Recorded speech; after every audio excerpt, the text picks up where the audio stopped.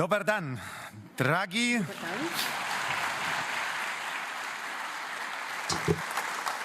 Dragi prijatelji, med vami se pokutim kot doma.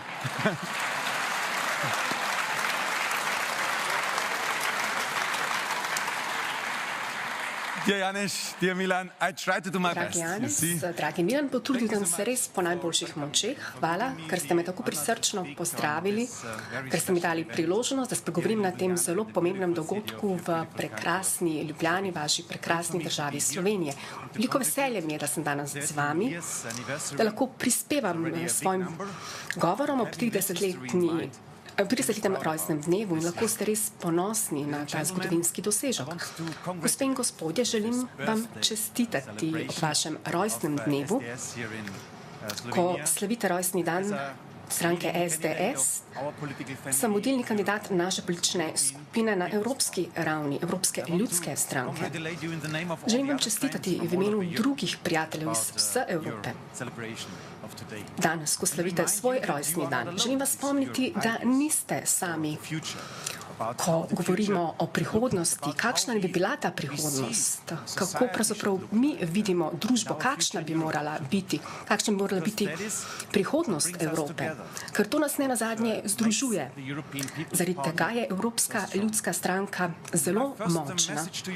Prvo sporočilo, ki ga danes želim počrtati še enkrat, ker ne nazadnje, ko govorimo o evropski ravni, velikokrat se posvečamo kritičnim točkam, podrobnostim. Seveda moramo reformirati Evropo, ampak včasih se mi zdi, da Evropo ljudje več ne vidijo kot skupni zgodovinski dosežek, da tega več ne obravnavamo na takšen način.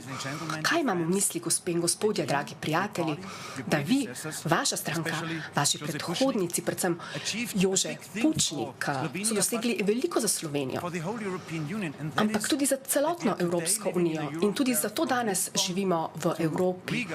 To velja za Lizbono, za Rigo, za celotno Evropo velja, da upoštevamo načela svobode. Svobodo smo dosegli vi kot Slovenci, predvsem kot stranka SDS. Dosegli ste to svobodo v vzhodni Evropi in v tej svobodi živimo danes, uživamo v njej. To je temeljno načelo današnje Evrope in na to smo lahko ponosni. Lahko smo ponosni na dosežek, ko govorimo o Evropski uniji. To je prvo sporočilo. Prva točka, ki jo želim izpostaviti. Pa še druga točka, ko govorimo o širšem okviru, od 75 let živimo, odkar smo v Evropski uniji, živimo pa v svobodi. Dovolite mi, da vam povem kratko zgodbo o Jozefu Dolu, ki je predsednik naše stranke na evropski ravni. On prihaja iz Francije, iz Alzaške pokrajine, ko je bil mladenič, on je kmet, živel je doma in z očetom se je pogovarjal o politiki. Oče mu je rekel, to je bil čas po drugi svetovni vojni in takrat mu je oče dejal. Gaulle, Adenauer sta bila v Bonnu, potem pa v Parizu in ko mi govorita, da moram živeti v miru z Nemci, pravzaprav lahko na to kar pozabijo. Nikoli ne bom dal roko drugemu Nemcu. Takšen je bil občutek po drugi svetovni vojni. Veliko sovraštva je bilo med evropskimi narodi in potem so politiki po drugi svetovni vojni rekli, naredimo konec temu. Vsaka generacija mora vsaj enkrat voditi bitke, biti v vojni. Po 75 letih pa imamo mir. Naj vam povem, star sem 46 let.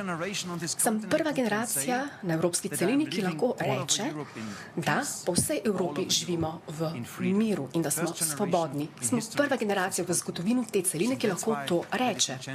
Zato, gospe in gospodje, kot krščanski demokrati v Sloveniji, Jože Pučnik, potem De Gasperi, Schuman, Adenauer, to so politiki, ki so ustvarili današnjo Evropo in na to smo smo lahko kot krščanski demokrati, kot ELS ponosni. To smo dosegli v Evropi in na to smo lahko ponosni. In sam sem ponosen na to. To je to sporočilo. Sporočilo, da smo res veliko dosegli v zadnjih desetletjih kot politiki, kot politična družina v Evropi. Ampak veliko stvari pa moramo še storiti. In tudi letos, v letu 2019, nas ponovno čakajo evropske volitve, ko bomo izbrali nov Evropski parlament. Imamo močno delegacijo. Romano, Patricijo, Milana zelo dobro delajo in res dobro zagovarjajo slovenske interese. Milan, ja, velikokrat me je spomnil, da so slovenski interesi zelo posebni, na kaj moram vedno biti pozoren in res sem zelo vesel, ker imamo tako dobre predstavnike Slovenije na evropski ravni. V luči teh volitev želim povedati naslednje. Veliko moramo še storiti. Naj povem, sam sem nova generacija, druga generacija za Evropo. Odpreti moramo novo poglavje, vstopiti moramo v novo obdobje za evropsko celino.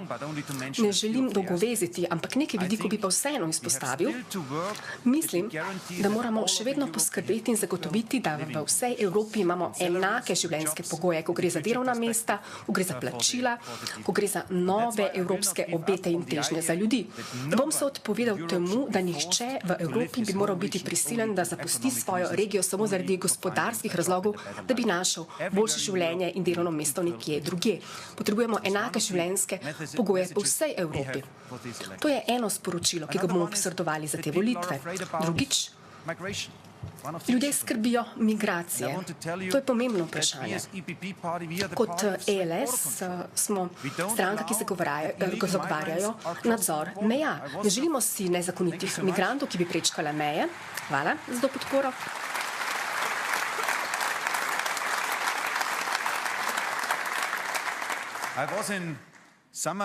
Lahko povem, da lani sem bil na bulgarsko-turški meji. Gospod Borisov, ki je premijer iz naše politične družine, ki je trenutno na položaju, mi je rekel, kako poteka nadzor meje med Bolgarijo in Turčijo. 180 kilometrov, to je bila ograja. Ni jih sicer lepo videti, ampak skupaj s Turki lahko zagotovimo, da je mejni nadzor dober, da ni nezakonitih migrantov in da je ta stopnja nezakonitih migrantov nič. Še enkrat, kot politik želim zagotoviti Evropejcev, da moramo vedeti, kdo je na evropskem ozemlju. Država mora prevzeti nadzor, ne pa nezakoniti tihotapci. To je drugo sporočilo, ki ga želim posredovati. Naj pa dodam še eno stvar. Želim razmisliti o stvarih, ker moramo vedeti, kaj so naše vrednote, kaj smo dosegli. Potem pa konkretne odgovore moramo ponuditi v naši kampanji. Pa še tretja stvar, ki jo želim predstaviti danes na naši slavnostni akademiji. Evropa je veliko več kot samo zakonodaja, ampak konkretni odgovori na konkretne izzive. Veliko je povezano z našo enotnostjo, z našimi vrednotami. Končna točka, želim nas spomniti na to. Kaj ti? Skupna kultura, to želim poudariti. Ko letiš, ko prečkaš evropske meje, bomo videli različne stvari, različne kulture, govorijo se različni jeziki, različni slogi, eni imamo boljše pivo, vino, meso, Slovenija ima vse na zelo visoki ravni, kar je velika prednost. Ampak ko vidiš evropsko raznolikost, je lepo biti Evropejec, ker smo tako raznoliki, vendar pa ena stvar nas druži, vsaki vasi ali mestu, kjer letiš, je v središču vedno krščanska oziroma katoliška cerkev. In mislim, da moramo biti ponosni na svoje krščanske vrednote in jih moramo zavarovati ter braniti tudi v prihodnosti.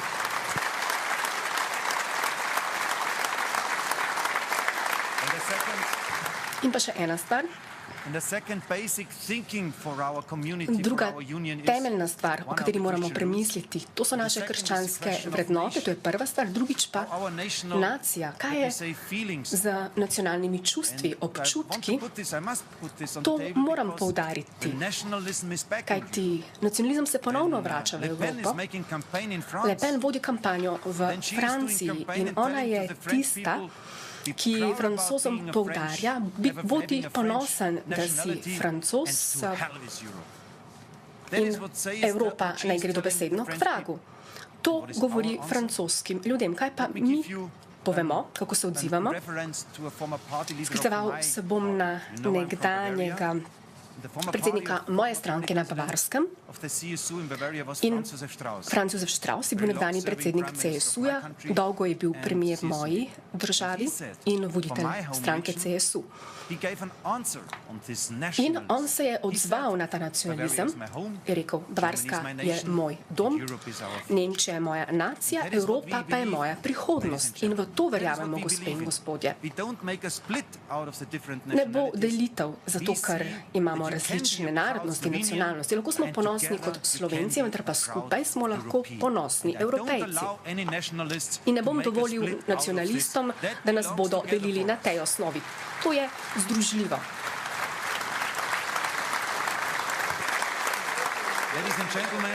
Gospe in gospodje, veliko je na kocki 26. maja letos. Takrat bomo imeli demokratične volitve, sicer volilna udeležba na slovenskih tleh ni zelo visoka, ampak 27. maja bi lahko zbudili v Evropi, kjer bodo nacionalisti ali populisti ali ekstremisti imeli večino. In ravno zato se moramo boriti, prepričati moramo državljane in državljanke, da gredo na volišča, da podprejo nas, SDS v Sloveniji, in da podprejo Evropsko ljudsko stranko po vsej Evropi, kajti mi smo center, nismo ne levica, nismo za nacionalistično Evropo, ampak zagovarjamo nekakšno srednjo pot, krščansko demokracijo in evropsko prihodnost. Prihodnost Evropske ljudske stranke na tej celini. Računam z vašo podporo. Hvala Janezu Janši še enkrat, ker me je podprl kot kandidata in celotna stranka me podpira. Skupaj pa imamo priložnost, da zgradimo močno Slovenijo in da nadgradimo še močnejšo Evropo in ob koncu Slovenijo in Evropo.